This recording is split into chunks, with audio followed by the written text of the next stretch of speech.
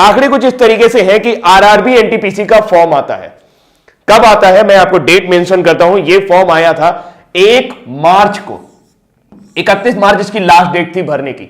35,000 के आसपास वैकेंसी थी। इसके बाद एक दूसरा फॉर्म आता है 12 मार्च को और 12 अप्रैल थी उसकी लास्ट डेट भरने की। वो थी आरआरबी ग्रुप डी, जिसे ग्रेड डी भी कहा जाता है। इसमें 1 लाख से ऊपर वैकेंसी थी।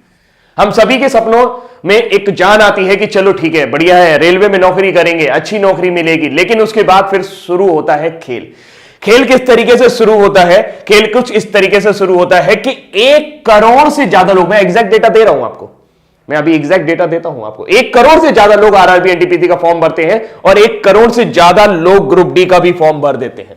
अगर आप देखें तो 1,26,30,885 लोगों ने एनटीपीसी का फॉर्म भरा हुआ है और 1,15,67,248 लोगों ने आपका ग्रुप डी का फॉर्म भरा हुआ है। और अगर हम इस आंकड़े को और आगे लेके जाएं दोस्तों, तो ये आंकड़े और भी ज्यादा चौंकाने वाले हैं कि अगर आप टोटल फॉर्म भरे जाने की संख्या देखें तो ये इतनी बड़ी संख्या है कि 2,41,98,133 लोगों ने फॉर्म भरा है। सिर्फ 1 लाख वैकेंसी ग्रुप डी, अगर उसमें 35,000 एनटीपीसी भी जोड़ दे तो 1,35,000 वैकेंसी के लिए।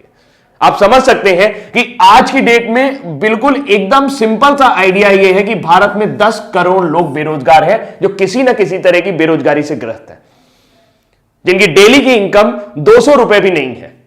जी हां, जो महीने में 6,000 रुपए भी नहीं कमा सकते हैं। आज की डेट में 80 रुपए पेट्रोल हो गया। और सबसे बड़ी बात है कि मार्च का फॉर्म आया, फिर कहते हैं कि टेंटेटिव डेट आपके एग्जाम की हो जाएगी सितंबर, जून से सितंबर के बीच में आपका एग्जाम करा देंगे। बहुत बढ़िया बात है। अब सबसे बड़ी बात यह है कि इन्होंने इस फॉर्म के लिए जनरल कैटेगरी से 500 रुपए लिए थे। कितने लिए थे? 500 रुपए। ग्रुप डी के लिए भी 500 और एनटीपीसी के लिए भी 500।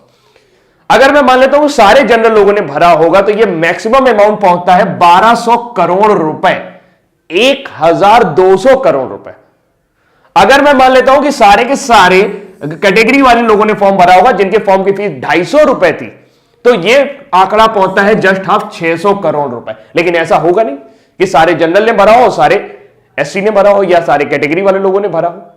तो मैं एक आंकड़ा मान लेता हूं कि कम से कम सरकार के पास 1,000 करोड़ रुपए के आसपास होना चाहिए, जो उनके पास मार्च और अप्रैल 2019 के दौरान आया था।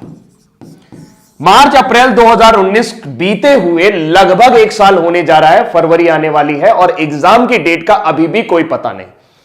मेरा दिमाग तब खराब हुआ या मुझे गुस्सा तब आई जब कई सारे मेरे स्टूडेंट जो मुझसे पढ़ रहे थे वो ये कल कह रहे थे कि सर एग्जाम का पता ही नहीं चल रहा कि कब होगा, क्या करें, आत्महत्या कर लें क्या? दोस्त, कमजोर नहीं होना, हम आत्महत्या नहीं करेंगे। क्यों करेंगे भाई आत्महत्या?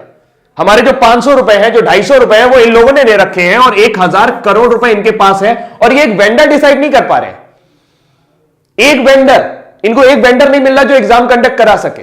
धारा 370 हटानी होती है, 1 दिन में हट जाता है। एनआरसी सीए लाना होता है, 1 दिन में आ जाता है। 2 करोड़ लोगों की जिंदगी का सवाल है यार। 2 करोड़ लोग इस आस में जुड़े हुए हैं। मैं जानता हूं कि 2 करोड़ लोगों को वैकेंसी नहीं मिलेगी, लेकिन उनको कम से कम एक जीवन का पड़ाव तो खत्म होगा।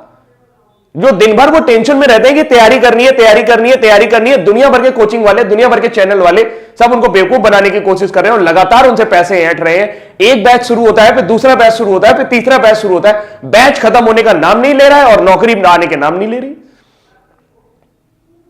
क्या आपकी कोई जिम्मेदारी नहीं बनती है? नेताजी, मैं आपसे ही कह रहा हूं, ये वीडियो इतना शेयर करना कि नेताजी तक पहुंच जाए।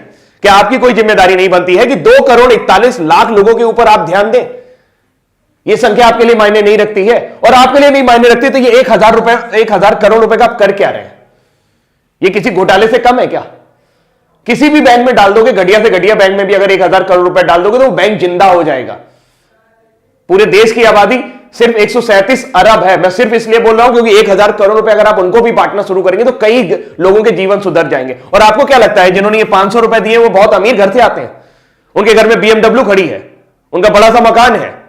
जी नहीं, वो कभी भी आरआरबी ग्रुप डी और एनटीपीसी की नौकरी करने नहीं आएंगे। ये वो लोग हैं जो तिल तिल करके तैयारी कर रहे हैं, अपनी मेहनत खून पसीने की कमाई से तैयारी कर रहे हैं, वो पैसा देने की कोशिश कर रहे हैं। अब हम क्या कर सकते हैं? हम कुछ नहीं कर सकते। क्यों नहीं कर सकते? क्योंकि हम सिस्टम में नहीं है, आप सिस्टम में हैं। मुझे नहीं लगता कि आपके पास ऐसी कोई वजह है जिसकी वजह से आप एक वेंडर डिसाइड नहीं कर पा रहे। आप हर 3 महीने बाद एक बहाना बना देते हैं कि हमें वेंडर नहीं मिल रहा। अरे वेंडर नहीं मिल रहा तो ये 500 रुपए आपने कैसे डिसाइड किए? आपने कैसे डिसाइड कर लिया कि एक लड़के का खर्चा 500 रुपए आएगा? क्या वेंडर 500 रुपए से ज्यादा नहीं ले सकता आपसे? सिर्फ सोची समझी रणनीति है। मार्च में आपको यह पैसा मिला है, 1000 करोड़ रुपए आपके बैंक में पड़ा है और आप एक वेंडर डिसाइड नहीं कर पा रहे। 1000 करोड़ रुपए बहुत होता है। आप कहेंगे सर 1 करोड़ लोगों का वो भी तो करवाना है, एग्जाम भी तो करवाना है। तो ये 500 रुपए भी तो आप ही ने डिसाइड किए थे। जहां 100 रुपए फॉर्म के लगते थे वहां 500 रुपए लिए आपने। बोले कि सब वापस करेंगे, कब वापस करेंगे इसका पता नहीं है। आप सिर्फ और सिर्फ बिजनेस कर रहे हैं और इस 1000 करोड़ रुपए को घुमा रहे हैं। ये जनता का पैसा है और जनता जवाब मांगेगी आपसे दोस्त। नेताजी आप भी ध्यान से सुन लीजिए, जो लोग भी ये वीडियो देख रहे हैं भाई, अगर उनको मेरी बात सही लग रही हो या लग रही हो, मेरी बात सही लग रही हो या लग रही हो, लेकिन बात है सच्ची। मुझे गुस्सा इसलिए आता है क्योंकि मैं एक टीचर हूं और बहुत सारे बच्चे ऐसे हैं जो मुझसे पढ़ते हैं और उनके अरमानों को जब मैं घुटता हुआ देखता हूं, जब उनके चेहरों को मैं उदास देखता हूं सिर्फ इस वजह से कि सर समय बीतता जा रहा है और हमारी एनर्जी, जी हां, आपके पास जो 65% युवा है उसमें से 2,41,00,000 लोग अभी भी इस एग्जाम की तैयारी कर रहे हैं। ये सिर्फ एक एग्जाम की बात है। एसएससी के साथ भी आपने यही किया था। लोगों के एक साल आपने बर्बाद कर दिया और इस तरीके के कई साल आप बर्बाद कर रहे हैं। उत्तर प्रदेश में एक वैकेंसी और लटकी पड़ी है 69,500, उसमें भी कोर्ट केस चल रहा है। अरे जब नौकरी देनी नहीं होती तो निकालते क्यों है यार? क्यों मजाक करते हो हमारे साथ?